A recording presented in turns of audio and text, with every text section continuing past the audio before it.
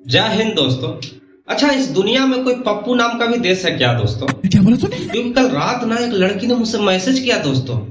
लिख रही है, hi I am Sakina from Pappu Pak. ऐसा समझ में नहीं आया है पप्पू पाक क्या है। बाद में मुझे लगा ये कहीं पाकिस्तान की लड़की तो नहीं है। और पता है उधर से और मैसेज क्या कर रही है, अभिषेक आई लाइक यू। मैं तो ये मैसेज जैसे ही देखा ना दोस्तों पिघल गया। लेकिन फिर मुझे मेरी अपनी बीवी पे नजर गया दोस्तों, तो मैंने ईमानदारी से लिख दिया, भाई नहीं मैं शादीशुदा।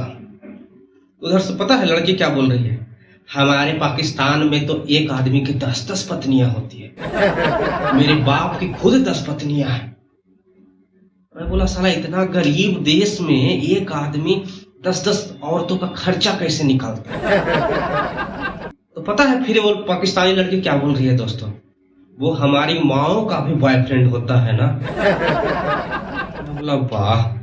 फिर मुझे लड़की के ऊपर भी डाउट हुआ, कहीं ये लड़की भी तो शादीशुदा नहीं है ना।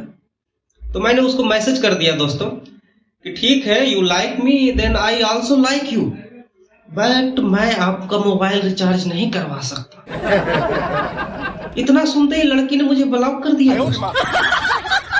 मतलब ये जो पाकिस्तानी लड़कियां हैं इसके चक्कर में नहीं आना है आपको, ये सिर्फ रिचार्ज के लिए आपको लाइक यू डाइक यू करती है। ये तो इतना खुलासा हो गया दोस्तों। और पाकिस्तान का हालत इतना खराब है, मुझे तो समझ में नहीं आता मैसेज करने के लिए इनके पास मोबाइल कहां से आया। चलो मान लो मोबाइल है भी, तो ये लोग रिचार्ज कहां से करवा रहा है। ये अपना सिम का जो है पैसा तो उन लोग भूखड़ नंगड़ों के पास है नहीं। मुझे डाउट है कि कोई मेरा ही देश का आदमी है जो पाकिस्तान की लड़कियों का मदद कर रहा है दोस्त। क्या बोला तूने? अपने आस पड़ोस में जरूर ध्यान दें। दुश्मन मिले हजार लेकिन दोस्त कभी न मिले छिनार। क्योंकि दुश्मन हजार मिले तो आप उससे निपट सकते हो दोस्तों, लेकिन एक लौंडियाबाज दोस्त मिल गया ना तो आपको समझ ही में नहीं आएगा किसको निपटाना है या निपटना है।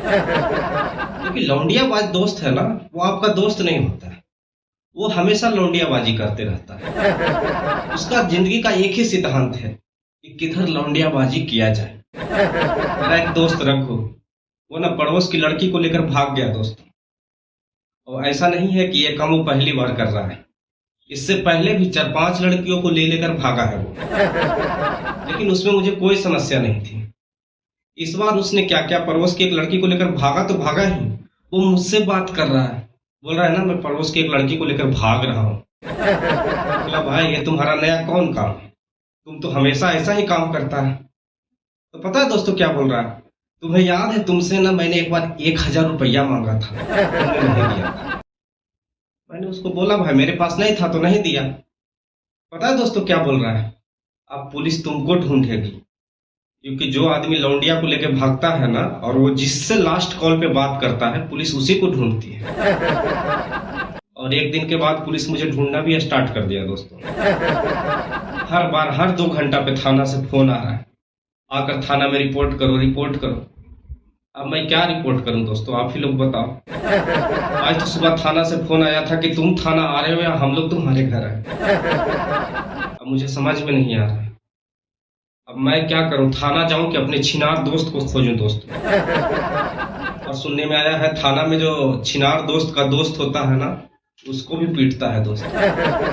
इसीलिए मैं सोचा वीडियो बना के आप लोगों को सतर्क कर दूं कि अगर आपके ग्रुप में कोई छिनार दोस्त है तो उसके से बच के रहने का रे बाबा। हमारे देश का सबसे खतरनाक प्राणी का नाम क्या आप लोग जानते हैं दोस्तों? तो उसका नाम है जीजा जी। जीजा जी ऐसा शब्द है ना दोस्तों, ये अपनी जिंदगी में कुछ भी न करे, यहाँ तक कि एक मक्खी भी न मारे, फिर भी आपको उसके नाम के बाद जी लगाना पड़ता है दोस्तों। चाहे वो शराब पीकर नाली में गिरा रहे, पड़ा रहे, कुत्ता उसका मुंह चाट ले, फिर भी उसके नाम के बाद आपको जी लगाना है दोस्तों। और एक खतरनाक के साथ साथ असंतुष्ट प्राणी भी है दोस्तों। अगर इसकी शादी आप अपने घर के किसी भी खूबसूरत से खूबसूरत लड़की से भी कर दो ना, फिर भी ये साले इधर उधर ताक झांक में लगे रहते हैं। और इनके लिए अगर आप खाने में 56 भोग का भी व्यवस्था करोगे ना, फिर भी वो अपनी पत्नी से जरूर बोलेंगे ससुराल में मेरा कोई खास स्वागत नहीं करता है। ये बात और है कि साला अगर जीजा के पास जाता है तो दोस्तों तो एक गिलास पानी भी जो है ना वो आधा घंटा बाद आता है दोस्तों। और जीजा से ज्यादा एटीट्यूड में तो उनकी बहनें रहती हैं दोस्तों। मतलब उनसे कुछ भी पूछ दो तो इस तरह से ऐंठ कर जवाब देगी ना, जैसे लगता आईएएस का एग्जाम क्लियर करके बैठी हो दोस्तों। और खर्च करने के मामले में अगर जीजा को कोई साला बोल देना तो उनका खानदान का पूरा व्यक्ति मर जाता है। मैं ना अपने जीजा के पास गया था क्योंकि उनके यहाँ 2-3 खूबसूरत उनकी बहनें थी। तो मैं सोचा था कि एक आध को पटा लिया तो गर्लफ्रेंड बना सकता हूँ। लेकिन पटना तो दूर की बात है दोस्तों, सीधे मुझसे वो बात भी नहीं करती थी। तो फाइनली मैं डिसाइड किया चलो जीजा से खर्च कराया जाए। जीजा को बाजार ले गया, बोला चलो थोड़ा दारू पिला दो। पता है मेरा जीजा क्या बोल रहा है दोस्तों? नहीं पैसा नहीं है, बहुत खर्च हो गया। जबकि मुझे पता है उसका इनकम जो है 70-80 हजार महीना है दोस्तों, फिर भी वो खर्च करने के लिए नहीं माना था। फिर क्या, मैंने गुस्सा में एक्सीडेंट करवा दिया, अब पड़ा है हॉस्पिटल में, लंबा लंबा बिल आ रहा है दोस्तों। हाँ दोस्तों, अगर हमारे घर का कोई सामान खत्म हो जाता है ना तो वो पड़ोसी से मांगने का जो मजा है ना उसका अलग ही लेवल है दोस्तों। लेकिन अगर वही पड़ोसी आपसे कुछ मांगने आ जाए तो बड़ा बुरा लगता है दोस्तों। लेकिन मेरा एक ऐसा पड़ोसी है जिससे मैं मांगने जाऊं तब भी बुरा लगता है और वो मांगता है तो बुरा तो लगता है। क्योंकि जब मैं उससे मांगने जाऊंगा तो वो कुछ देता नहीं है। तो कल क्या हुआ, मेरे पड़ोसन है जो आके बोल रही है मेरा गैस खत्म हो गया है, आपके यहाँ दूसरा सिलेंडर है तो दे दीजिए। मैं बोला ये सब तो भाई मेरी पत्नी देखती है, मैं पूछता हूँ। मैंने पत्नी से बोला अगर है एक्स्ट्रा गैस सिलेंडर तो दे दो, शर्मा जी का खत्म हो गया। पता है पत्नी क्या बोल रही है? नहीं है, एक ही सिलेंडर है, इसी पे खाना बना रहे हैं। मैंने उनको बता दिया भाई कि मेरे यहाँ एक ही सिलेंडर है, इस पे खाना बन रहा है। पता है दोस्तों वो क्या की, 5 मिनट बाद उधर से कुकर लेके आई, अब बोल रही है अपने गैस पे चढ़ा दीजिएगा, इसमें खिचड़ी चढ़ाए। ठीक है भाई, पड़ोसी के नाते इतना तो मदद करना ही चाहिए।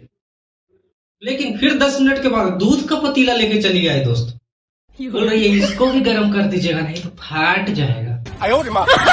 बोले है, और कुछ देर बाद तो वो आटा लेके आ गई, 10 रोटी बना दीजिएगा नहीं तो हम लोग भूखे रह जाएंगे।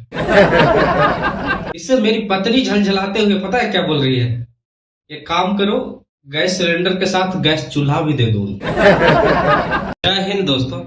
अच्छा दोस्तों, ये गरीबी भी जो है ना बड़ा ही चूतिया चीज है दोस्तों।